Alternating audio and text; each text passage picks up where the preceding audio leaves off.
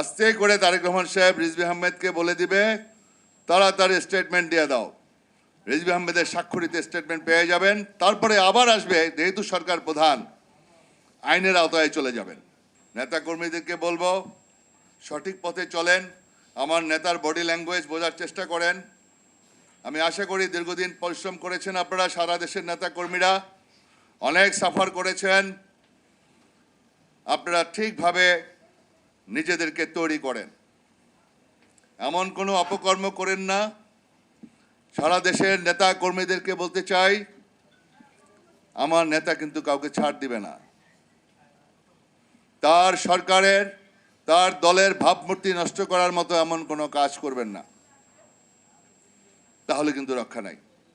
সে যত বড় নেতা হোক না কেন, তাকে এটা বুঝতে হবে, এটা আমাদের সকল নেতা কর্মীদেরকে সাবধান থাকতে হবে। কোনো রকম কোনো জুলুমবাজি, কোনো রকম অত্যাচার, দখলবাজি, চাঁদাবাজি, এই সমস্ত অপকর্মের সাথে সম্পৃক্ত হবেন না। এটার দায় দায়িত্ব তারেক রহমান সাহেব নেবে না, বাংলাদেশ জাতীয়তাবাদী দল নেবে না। আস্তে করে তারেক রহমান সাহেব রিজভী আহমেদকে বলে দিবে তাড়াতাড়ি স্টেটমেন্ট দিয়ে দাও। রিজভী আহমেদের স্বাক্ষরিত স্টেটমেন্ট পেয়ে যাবেন, তারপরে আবার আসবে, যেহেতু সরকার প্রধান আইনের আওতায় চলে যাবেন। সুতরাং আপনারা একটু ধৈর্যের সাথে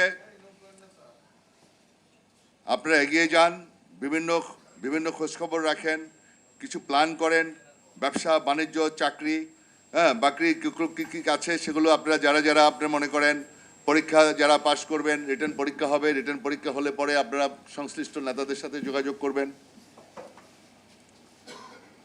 চাকরির ব্যবস্থা হবে, যেহেতু সরকারে আছি আমরা।